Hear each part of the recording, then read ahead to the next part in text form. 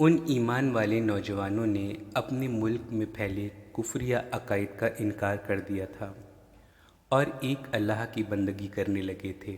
جب ان نوجوانوں کے اس طرح کفر کو ٹھکرا دینے کی بات ان کی بستی کے گناہگار لوگوں کو معلوم چلی تو وہ ان نوجوانوں کو پریشان کرنے لگے، طرح طرح کے سازشی پھندے ڈال کر ان کو کفر کی طرف کھینچنے کی کوشش کرنے لگے، کیونکہ گناہ میں ڈوبا سماج ہمیشہ پاکیزگی اور ایمان کی باتوں کو اپنے گناہ کے وجود پر خطرہ سمجھتا ہے، اس لیے پاکیزہ لوگوں کو دیکھتے ہی انہیں ناپاک کر ڈالنے کی کوششوں میں لگ جاتا ہے۔ اگر ان ایمان والوں کو جان کا خطرہ دکھایا جاتا تو وہ اپنی جان قربان کر دیتے، پر ایمان سے نہ پھرتے۔ پر یہاں ان کے ایمان کو خطرے میں ڈالا جا رہا تھا، جس ایمان کی قربانی وہ ہرگز نہیں دے سکتے تھے۔ آخرکار ان نوجوانوں نے گناہ کے لیے مجبور ہو جانے سے بہتر سمجھا کہ اس بستی سے چھپ کر دور چلے جایا جائے جہاں انہیں ایمان چھوڑنے کو کوئی مجبور نہ کرے۔ ایک دن وہ تمام دوست خاموشی سے چل پڑے، ان کے ساتھ ان کا وفادار کتا بھی تھا۔ وہ لوگ ایک غار میں جا کر بیٹھ گئے اور کتا غار کے مہانے پر بیٹھ گیا۔ وہ لوگ دعا کر رہے تھے کہ اے رب، ہمیں اپنی پناہ میں لے لے اور ہماری آخرت کا معاملہ اچھا کر۔ یوں ہی انہیں نیند آ گئی۔ اصل میں اللہ نے ان بندوں کی دعا قبول کر کے ان کی بستی والوں کے شر سے انہیں محفوظ کر دیا تھا اور ان کے ایمان بچا لیے تھے۔ اللہ نے ان لوگوں کو دنوں، مہینوں، مدتوں چین کی نیند سلائے رکھا، اور پھر ایک دن ان کی نیند کھلی تو انہوں نے غار کے مہانے پر اپنے کتے کو اسی طرح بیٹھے دیکھا۔ ہم ایک رات سوئے یا اس سے کم؟ وہ آپس میں ایک دوسرے سے پوچھنے لگے، پر انہیں انداز نہ لگا کہ وہ کتنے وقت تک سوئے رہے۔ ان کو تیز بھوک لگائی تھی۔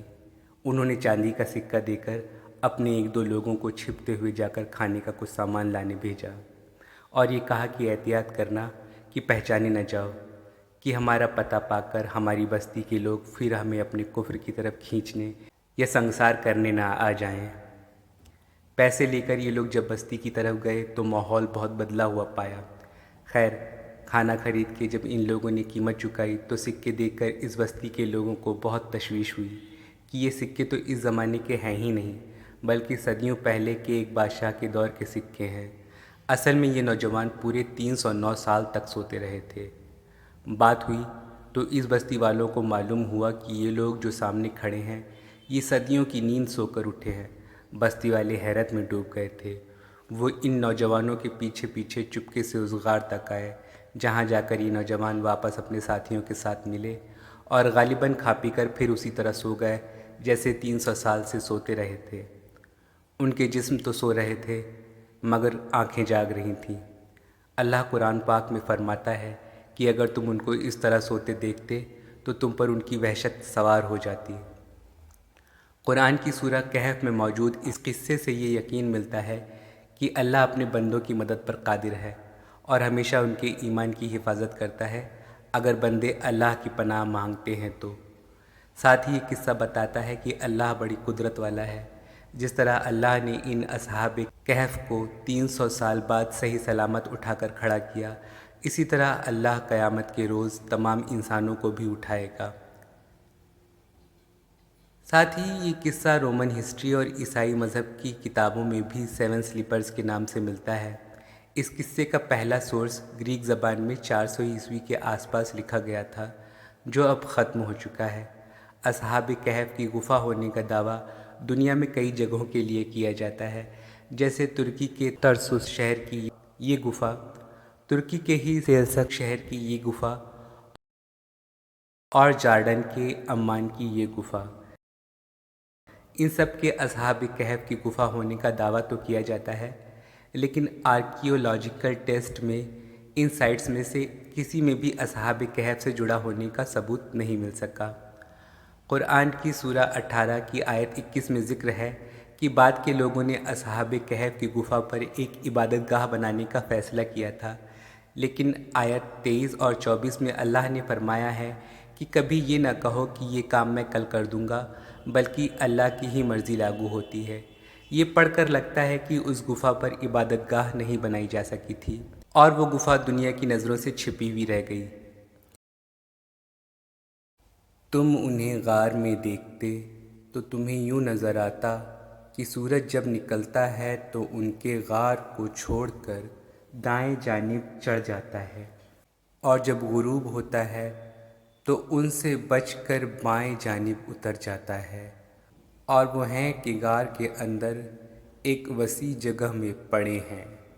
یہ اللہ کی نشانیوں میں سے ایک ہے، جس کو اللہ ہدایت دے وہی ہدایت پانے والا ہے، اور جسے اللہ بھٹکا دے اس کے لیے تم کوئی ولی مرشد نہیں پا سکتے۔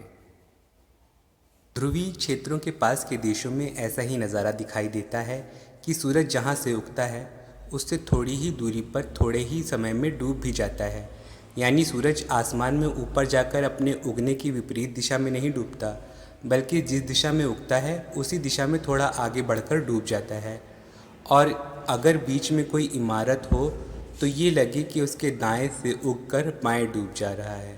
سردیوں میں سورج کا یہ آرک اور زیادہ چھوٹا ہو جاتا ہے۔ اس سے محسوس ہوتا ہے کہ اصحاب کہف کی گفا برفیلے علاقے کے پاس ہے، اور یہ بات سائنٹیفک طور پر بھی ٹھیک معلوم ہوتی ہے، کیونکہ بے حد ٹھنڈے علاقوں میں رہنے والے جانداروں کو اللہ نے ہائبرنیشن کی ایک خاص صلاحیت دی ہے، جس میں یہ جاندار ٹھنڈ کے دنوں میں کئی مہینوں تک کے لیے سو جاتے ہیں۔ اس دوران ان کے دل کی دھڑکن 95% تک دھیمی ہو جاتی ہے، سانس سیکنڈوں کی بجائے منٹوں کی رفتار پر آ جاتی ہے، جسم کا تاپمان کم ہو کر ٹھنڈا ہو جاتا ہے، اور اس دوران ان جانداروں کے بوڑھے ہونے کی رفتار بھی بے حد کم ہو جاتی ہے۔ ہائبرنیشن میں کچھ مہینوں رہنے کے بعد اٹھنے پر ان جیووں کو زوروں کی بھوک لگنے لگتی ہے۔ ایسا ہی کچھ تو اصحاب کہف کے بارے میں بھی لکھا ہے کہ سورج ان کی گفا سے بچ کر نکل جاتا تھا، یعنی گفا ہر سمے ٹھنڈی تھی۔ پھر اگر سورج کی روشنی گفا میں گرتی تو اصحاب کی توچا پر سورج کی کرنوں کے پڑنے سے جسم میں فری ریڈیکل بڑھ جاتے، جس سے انسان کا جسم بوڑھا ہونے لگتا ہے۔ لیکن قرآن کہتا ہے کہ جب وہ لوگ اٹھے تو اپنے آپ کو ویسے کا ویسا پایا، یعنی جوان ہی پایا، اسی لیے تو اپنی نیند انہیں ایک رات سے بھی کم کی لگی۔